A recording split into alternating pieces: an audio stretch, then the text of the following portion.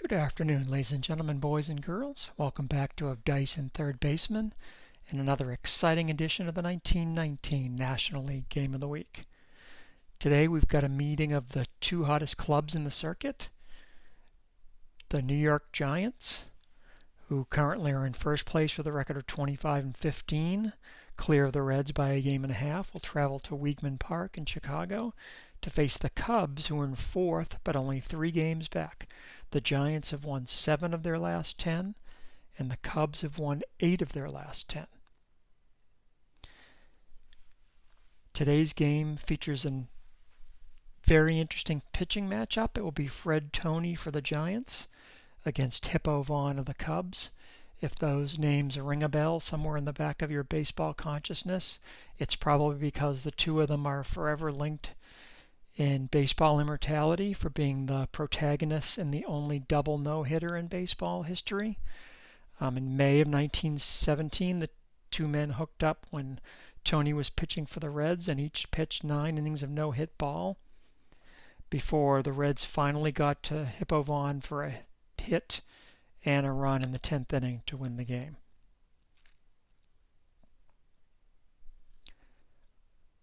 Let's take a look at today's lineups. The Giants will bring to the plate George Burns in left field, Ross Youngs in right.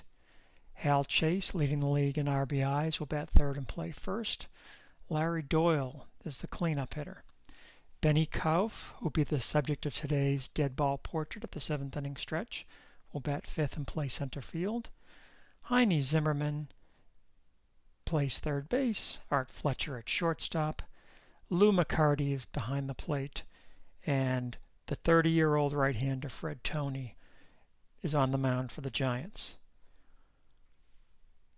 For the Cubs, they will lead off with Max Flack in right, Charlie Pick at second, Les Mann in left, Fred Merkel, the former Giant, at first base and batting cleanup.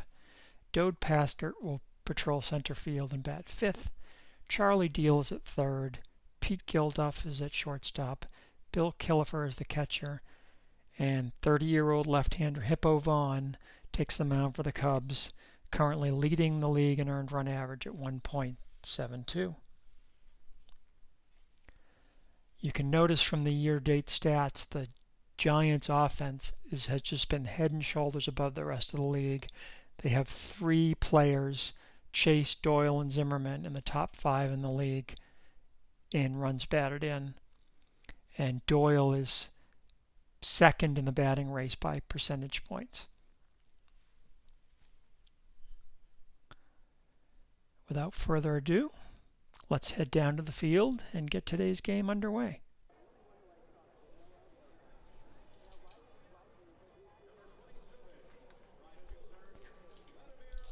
George Burns will step in, and he will lead it off against Hippo Vaughn. 192, that's ball 1. 674, right to the stadium chart with no delay here.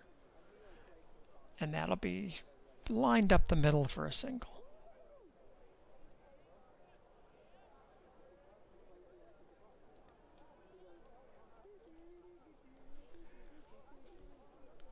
The auto manager die is a 2. Burns' steal is a 9, so he'll try for the jump.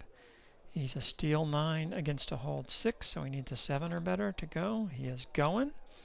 And he's a speed 3. Killefer's armor's a 5, so he needs a 12 or better to steal. And we get 16, so that's a stolen base for Burns.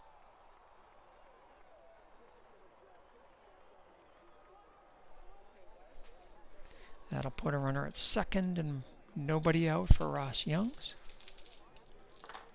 The pitch 247 against a lefty, and that's a swing and a miss.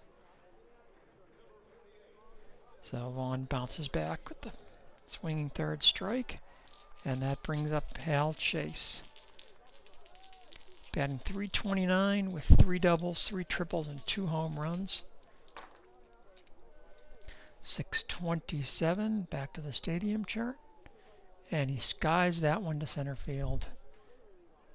Dode Paskert will settle under to make the catch for the second out. Burns sticks at second, and it'll be up to Larry Doyle, the cleanup hitter.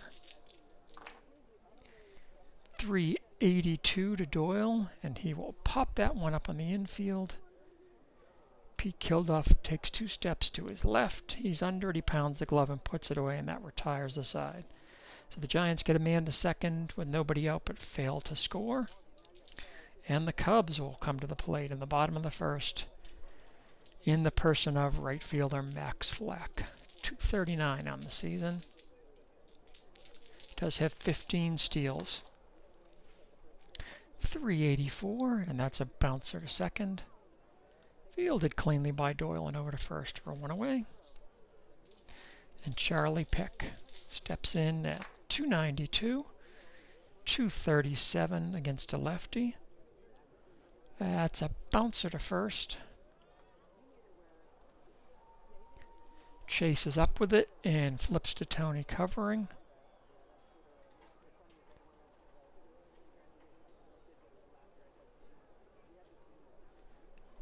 And there's 2 away. And Les Mann steps in for the Cubs. He's struggling so far at 197. 435 against a right-handed pitcher.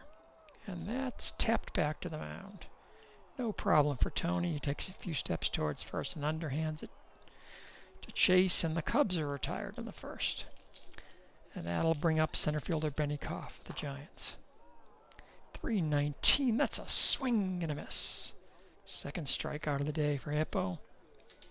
And third baseman Heine Zimmerman steps in. 340, that's bounced slowly on the ground to third. Charlie deals up with it, slings it over to first just in time, and there's 2 away. For shortstop, Art Fletcher, 289.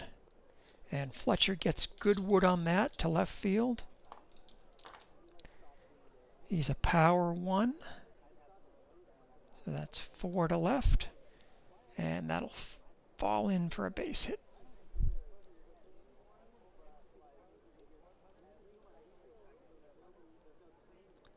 So the second hit of the day for the Giants. 2 outs and Fletcher on first.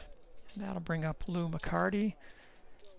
Really was the story of the first month of the season, was the National League Player of the Month. For April and May, was hitting well over 400, but a recent cold spell has dragged him back down to 377 at the moment. The pitch to McCarty, 500, with a runner on first and 2 outs. That'll be a rare play. Page 35 chart. And that's a 686.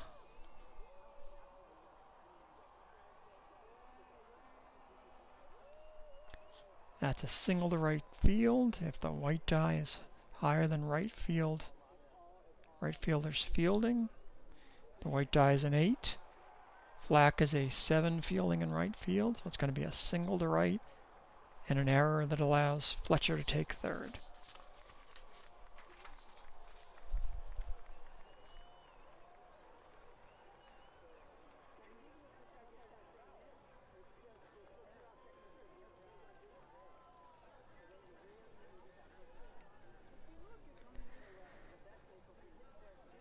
Okay. So that'll put runners in the corners with 2 outs.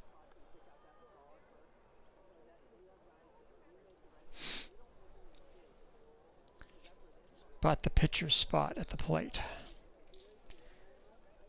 Tony, not a great hitter. Hit 227 in real life. So place for Vaughn to bear down here. 555. That's hit on the ground to Charlie Deal.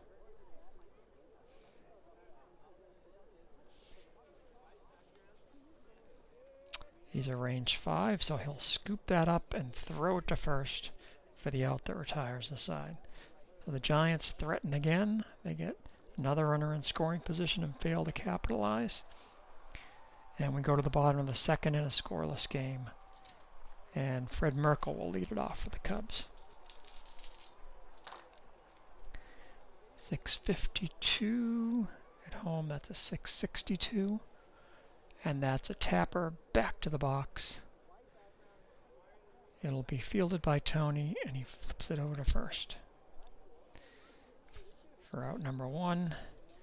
And Dode Paskert steps in. 437 against a righty. And that's tapped out in front of the mound. The catcher McCarty springs out to field it and throws to first in plenty of time to retire Paskert. And there's 2 away to Charlie Deal. 217 against a righty, and that's hit hard on the ground right at the second baseman Larry Doyle, and he will throw Deal out, and that's it for the Cubs in the second. We go to the top of the third, and top of the order for the Giants and George Burns. 5:35. That's hit down to Merkel at first. He's only range 4, so that'll get past him and into right field for a base hit. 4th hit of the day for the Giants. Nothing doing on the auto manager die, so Youngs will swing away. I think we'll put the hit and run on here. The pitch to Youngs. 3:32, and that's going to be an infield hit. He taps one past the mound and out towards second base, and there's nothing the pitcher or the second baseman can do. That's an infield hit, and that'll put men at first and second and nobody out. And Vaughn in hot water again. 3rd inning in a row, the Giants have put a runner in scoring position.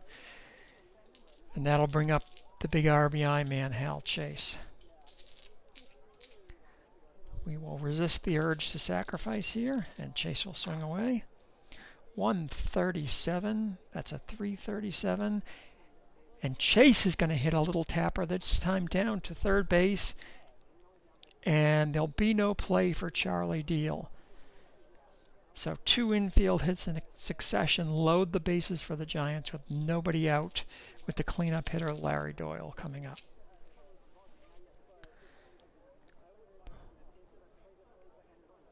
The Cubs will play the infield back here. Try to minimize the damage.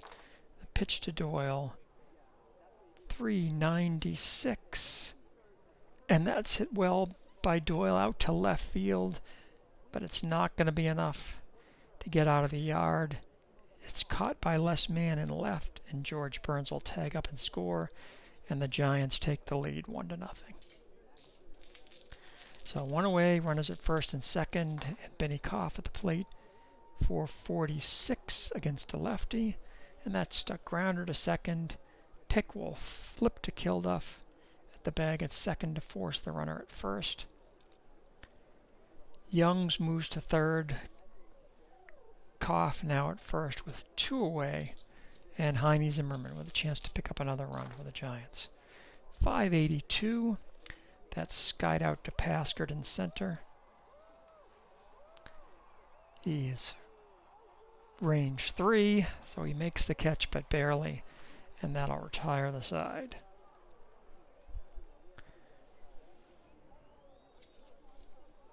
The Giants get a run on 3 hits, but they leave 2.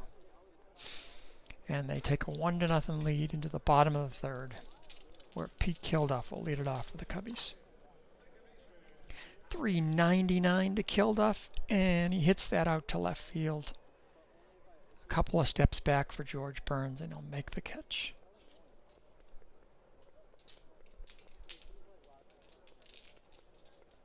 Of course, in the modern sets, you don't see too many 399s go for outs. Usually home runs these days, but not in 1919. Pitch to Killefer, 502. That's a rare play. 647.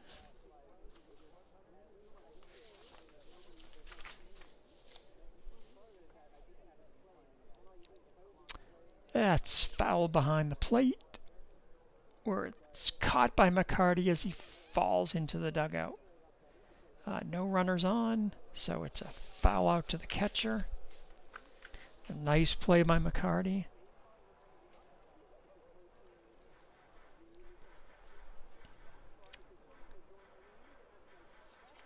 I don't use injuries in my as played replay, so McCarty gets to stay in the ball game, and Hippo Vaughn will come to the plate with 2 men out and nobody on for Chicago. 644. That's a 654 at home, and that's a ground ball. The shortstop. Fletcher over to first for the out that retires the side. And the Cubs are gone 9 up, 9 down, and they trail 1-0 as we go to the top of the 4th. And Art Fletcher at the plate. He's singled in the second. 437 against a lefty. And Fletcher grounds that one to third. Deal over to first, and there's one away.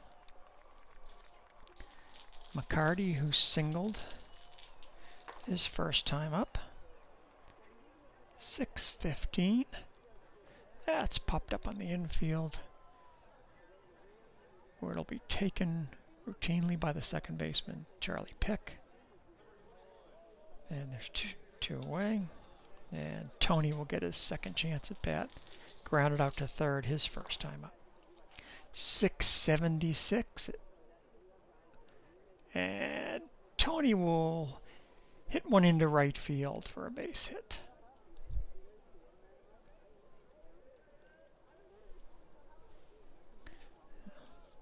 Seventh hit off Vaughn in 3 2/3 innings.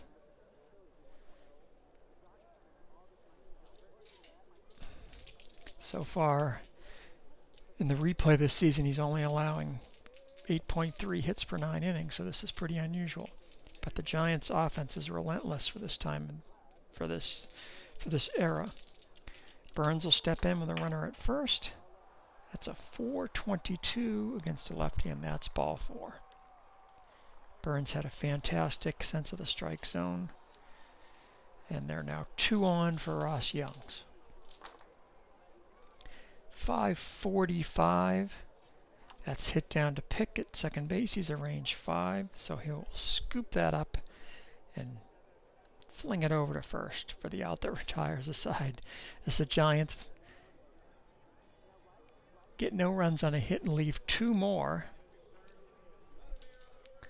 and take a 1-0 lead into the bottom of the 4th, and the Cubs have the top of the order and Max Flack to face Tony. 184, and Flack bloops that into center field for the first hit of the game for the Cubs, and they get the leadoff man on. And the auto manager dies below Flack's steal, so he'll attempt to get a jump. He is a steal 4 against a hold 7, so he needs a 13 or better. 17, he is going, and he's a speed 4. McCarty's arm is a 3, so he needs a 9 or better to steal second. 2, 8, not good enough. Gun down at second. Cubs get their first base runner, and he's immediately cut down on the base pass by Lou McCarty. So that's 1 out and Charlie Pick at the plate. 496 against a righty. Hit hard, but right at the first baseman. Chase will scoop it up with one hand and take it to the bag himself for the second out. And that'll bring up Les Mann, who grounded back to the pitcher his first time up. 145. Another ground ball, this time to Larry Doyle. Routine play to first. And Tony has still faced the minimum, and the Cubs are scoreless through 4, and we go to the top of the 5th. And Hal Chase will lead it off for the Giants. He's flied to center and singled. 395. That's another base hit. Chase grounds it into center. Now Chase is a speed 4, Killefer's an arm 5, and the Giants have the lead. So by the auto manager rules, he gets a chance to go for the jump. He's a steal 4 against a hold 6, so he needs a 12. Doesn't get it. That'll bring up Doyle.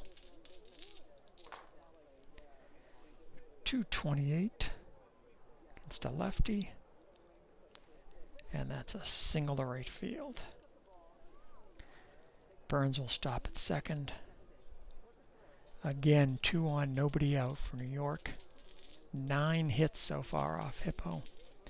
And that'll bring up Benny Kauff. That's 219 against a lefty. And that's another base hit. Kauff rips it into left field. Chase will come around and score the second Giants run. And Doyle will stop at second. Still first and second, nobody else for Zimmerman. 142 is a 342. That's a grounder to short. Kilduff will take the easy one at second for the force, but that's all they'll get. Doyle will move to third, and Zimmerman will take first, and there's 1 away. Runners at the corners, and Art Fletcher. At the plate, the Giants will bring the corners in with 1 out. Sorry, the Cubs will bring the corners in with 1 out, and Doyle at third will go on contact. 572. That's skied out to Mann and left. He'll make the catch, and Doyle will try to tag up from third. Doyle is a speed 3, and Mann is an arm 7, so we need a 14 or higher to beat the throw. He beats the throw, and the 2 D10s are higher than Mann's fielding rating of 7, so there's a throwing error. So it's a sacrifice fly.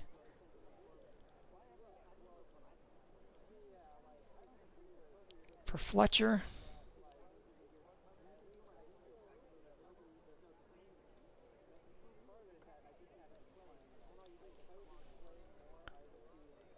And Zimmerman will advance to second on the error. So that puts a runner on second with 2 outs and Lou McCarty at the plate. 472 against a lefty, and McCarty rips that over the head of Paskert into center field, and that's going to be a triple. It'll score Zimmerman, make it 4-0 Giants.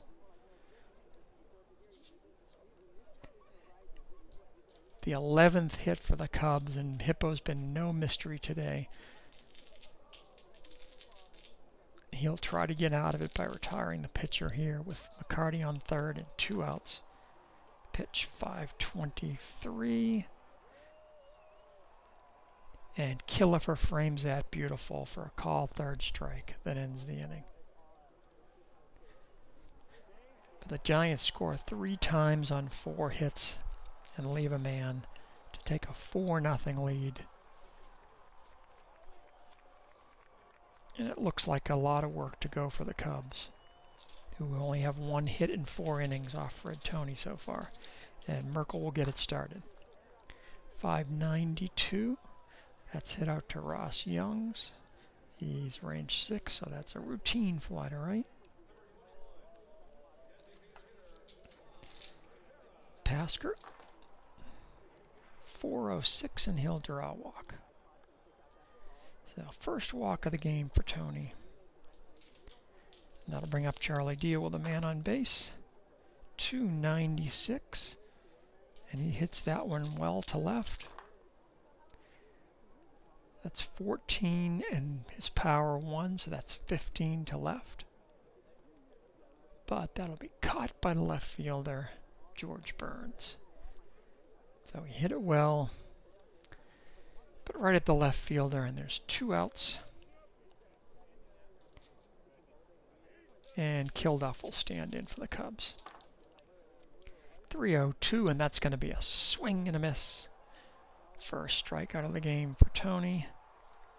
The Cubs do manage to get a base runner, but they leave him stranded, and we're through 5 with the score 4-0 Giants.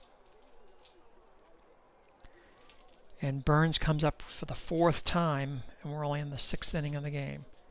He has singled twice, walked, stole a base, and scored a run. The pitch by Vaughn, 444 against a lefty, and that's a line drive, but right at the third baseman. It's speared by Deal. There's 1 away. And Young stands in. He's 1 for 3 with a single. 486 against a lefty, and that's guide to left. No problem for less man out there. And 2 away to Chase, who's 2 for 3.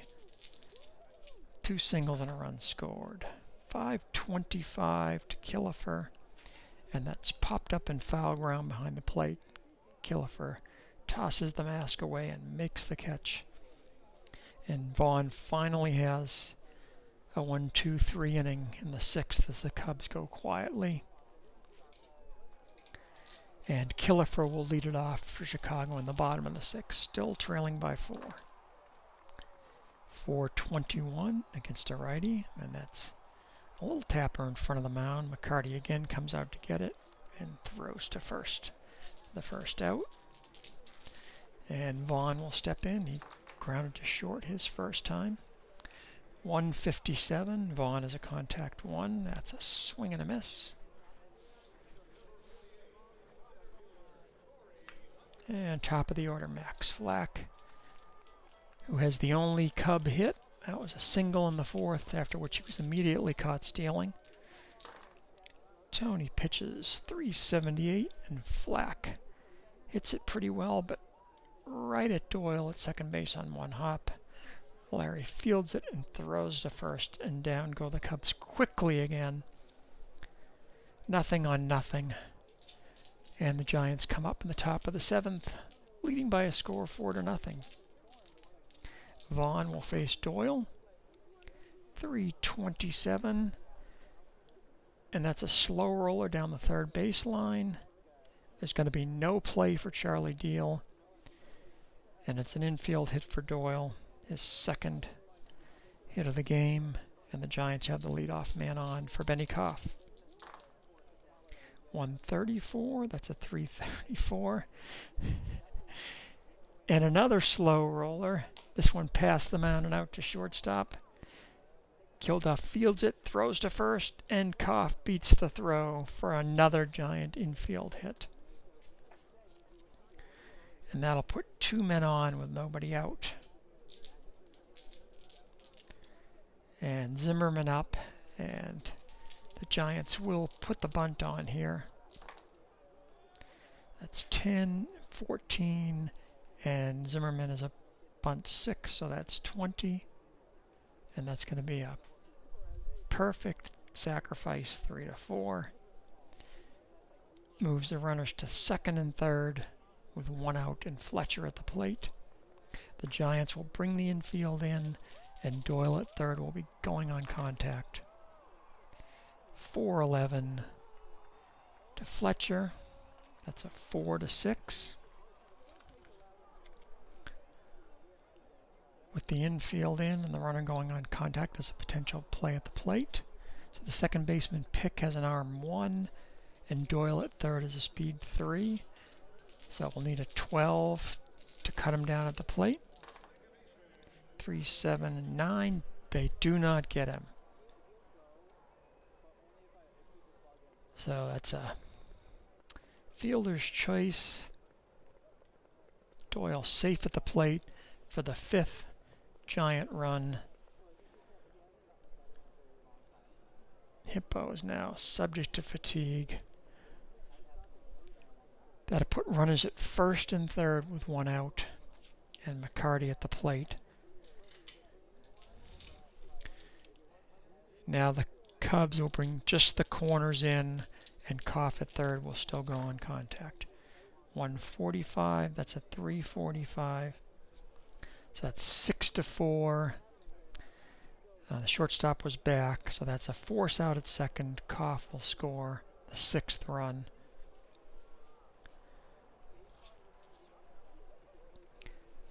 And that'll leave the Giants with a runner at first and 2 away, and Tony at the plate. 567. That's hit to Kilduff at shortstop. He's an E5, fielding 5 at shortstop, so that's an E6.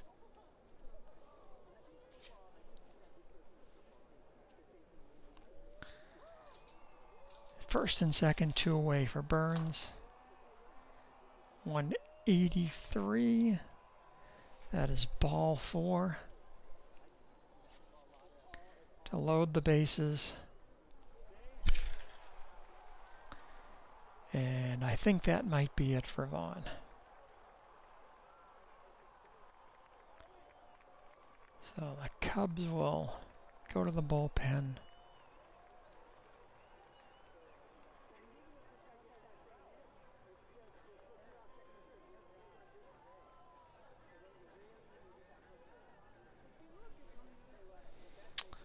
And they'll bring in lefty Tyler in relief.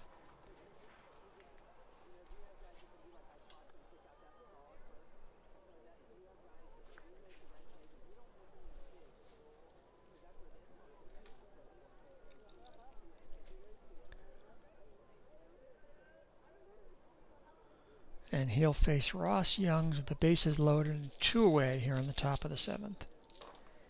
The pitch is a 148, and Tyler gets the dangerous Youngs to hit it high in the air to right field, where Max Flack settles under it for the out that retires the side in the top of the 7th.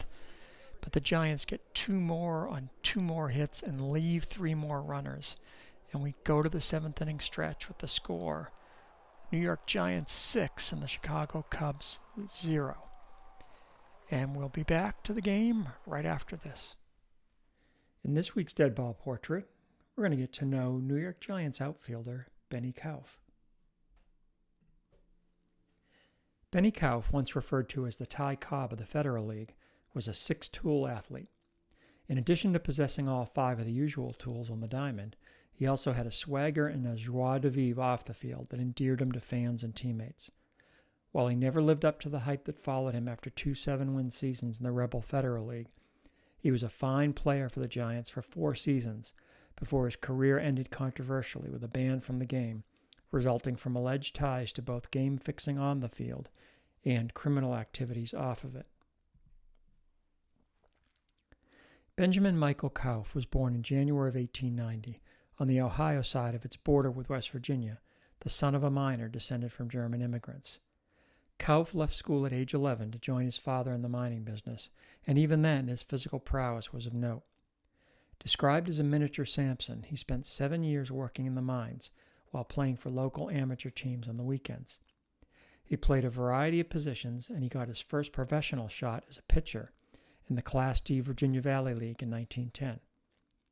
He was invited to spring training by the New York Highlanders in 1911, but then manager Hal Chase thought him to be too raw and sent him to the Class B Connecticut State League to develop as an outfielder, where he hit over 300 for 2 seasons and got a very brief cup of coffee in the American League at the start of 1912.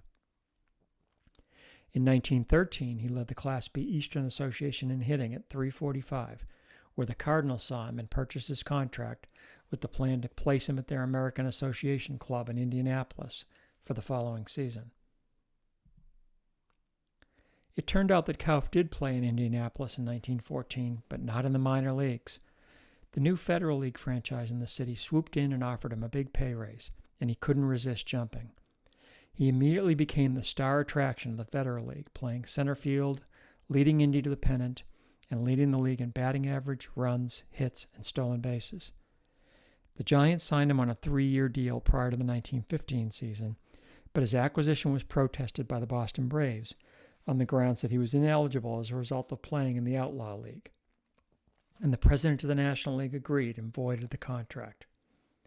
This sent him back to Brooklyn to the Feds, where he again tortured pitchers, leading the circuit in batting, on-base average, and slugging, while also pacing it in steals. After the Federal League folded at the end of its second campaign, Kauff applied successfully for reinstatement into organized ball and was again signed by the Giants. It wasn't just Kauff's athletic prowess that captured the public's attention as he prepared for his National League debut. He was a larger-than-life figure in many ways. Famous writer Damon Runyon once wrote, quote, "Having seen him in civilian array, we are undecided whether he is a better show on or off the field," end quote. He loved the spotlight, was a renowned fashion plate, and was beloved by his teammates. Not one for selling himself short either. He ate up the headlines that predicted all pitchers will be easy when he hit the National League, but the actuality turned out to be somewhat different. The truth is that Kauff was actually quite good. He hit only .264, 100 points lower than his Federal League average, but he got on base, hit for extra base power, and stole 40 bases. But he wasn't, in fact, Ty Cobb, and this comparison became an anchor on his reputation. He improved his average over the next 2 seasons, reaching the 300 mark in both 1917 and 1918. But his power and base running regressed before he was drafted into the Army 6 months before World War I ended. When he returned in 1919, he played well, second in the National League in homers and fourth in runs batted in. But the team was never in the pennant race, and teammates Chase and Heine Zimmerman began to conspire to fix games. Kauff reported Chase's overtures to him to participate, but stories nevertheless began to circulate in gambling circles about Kauff playing a role in the scheme to fix that year's World Series. At the same time, Kauff was indicted on charges of using the auto parts business that he ran with his half-brother as a front for the theft and fencing of stolen cars. These ugly stories were swirling around him as the 1920 season began, and John McGraw decided to trade him to the International League in the summer, where he hit .343 and stole 28 bases in a half season, while being taunted constantly by the fans. In 1921, Commissioner Landis ruled him ineligible until his criminal case was adjudicated, and then, even though Kauff was acquitted of the charges at trial in May, refused to lift his ban. Benny appealed this all the way to the New York State Supreme Court, who agreed that he'd probably been done an injustice, but also that they had no grounds to reinstate him. This was the ignominious end of his baseball career, as one of the brightest raw talents of the Deadball era lived out the remainder of his life in Ohio as a scout and later as a closing salesman. As always, let us know in the comments below if there are particular players from the 1919 National League that you'd like to see featured in a future Deadball portrait. And we're back at Weeghman Park. Hope you enjoyed the 7th inning stretch. The Cubs come up on the bottom of the 7th with a huge mountain to climb. 6 runs behind, and having only managed 1 hit thus far off the deliveries of Fred Toney, Charlie Pickle lead it off for the Cubs and see if they can get a rally started. 675 at home, that's a 685, and Pick starts the inning off with a base hit to center field. Well, there's the second hit of the game for Chicago, and the Cubs get the leadoff man on, and here's less man. 612 at home is 622, and man will pop that one up on the infield. Art Fletcher is under it, and he puts it away for the out, and there's one away to Fred Merkle. 530, that's hit hard on the ground to Hal Chase. He flips to Fletcher at second for 1, and back to Chase for a 3-6-3 double play that ends the inning just as soon as the Cubs look like they might be generating a tiny bit of hope. There's no runs on a hit and nobody left for the Cubs in the bottom of the 7th. And Hal Chase will lead it off for the Giants in the 8th. He's 2 for 4. 320, that's a swing and a miss for Chase. Larry Doyle with a 569. Kilduff is a fielding 5, and that's going to be another error on the Cubs shortstop. Kilduff just filling in today for the injured Charlie Holliker, who's the usual Cubs shortstop and one of their stars. So Chase reaches first, and now Larry Doyle will be up at the plate. It's a 543. And Pick is a range 5, so that's a grounder to second. Pick will throw to first for the out, and Chase will move up to second with 1 away. For Benny Kauff, who's 2 for 4 with a run scored and a run batted in. 503, that'll be a rare play.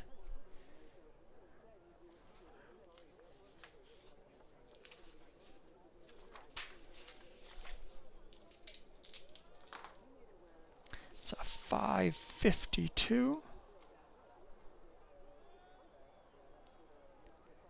So that's a fielding error on the second baseman. The runner at second will advance to third and must try to score by challenging the second baseman's arm. So Chase at second is a speed 4, and Pick at second is an arm 1.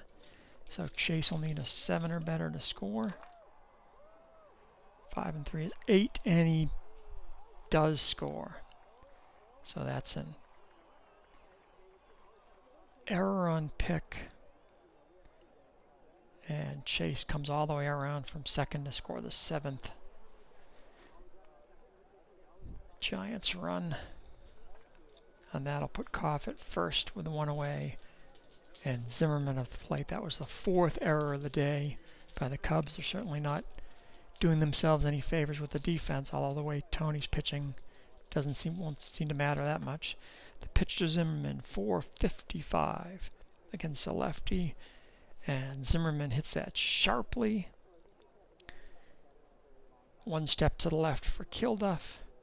He flips to second for 1 and on to first for the double play that ends the inning for the Giants.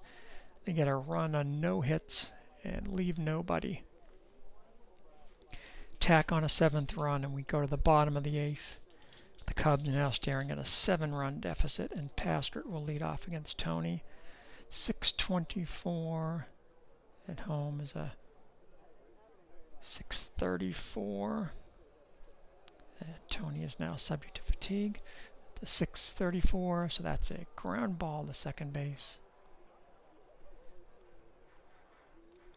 Fielded by Doyle. And over to first, and there's 1 away.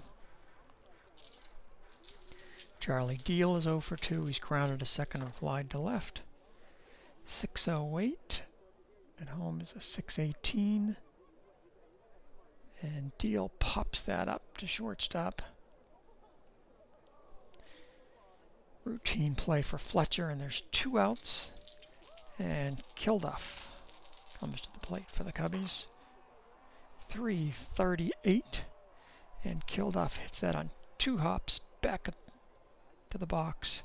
Tony fields it and throws to first, and down go the Cubs quickly yet again. No runs, no hits, and nobody left, and we go to the 9th inning of a 7-0 game. And Art Fletcher will lead it off against lefty Tyler. 144. He skies that one to right, and Max Flack will put it away for the first out. Lou McCarty stands in. He is 2 for 4. 533. Merkel is arranged for at first, so that'll be a grounder to first unassisted. And there's 2 away. And Fred Tony will stand in. He is a 1 for 4 on the day and hitting 125 for the season. 221. That's a 421. Tony is an I3. That's a grounder to short. Fielded cleanly by Kauff over to first for the out that retires the Giants in the 9th. And here come the Cubs with 3 outs left and 7 runs shy. And Bill Kauff will lead it off against Tony, who's been absolutely masterful this afternoon. 308. Kauff, who was 0 for 2 on the day, skies it to right. Ross Youngs is under it. He'll make the catch. That brings up the pitcher's spot. And the Cubs will look to pinch hit for lefty Tyler with Turner Barber.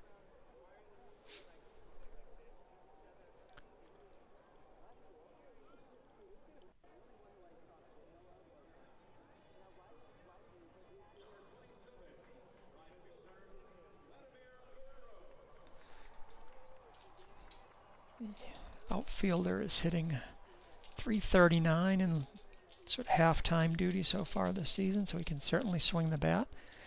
The pitch from Tony, .499 against a righty, and that's a hard line drive by Barber, but right at the center fielder, Benny Kauff. And he makes the catch for out number 2.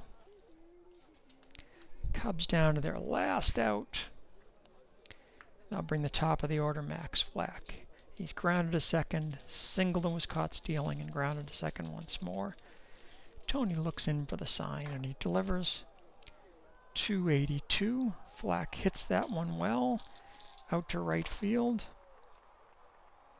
It's a 5 and his power 4 is a 9 to right. And that's a base hit into right field.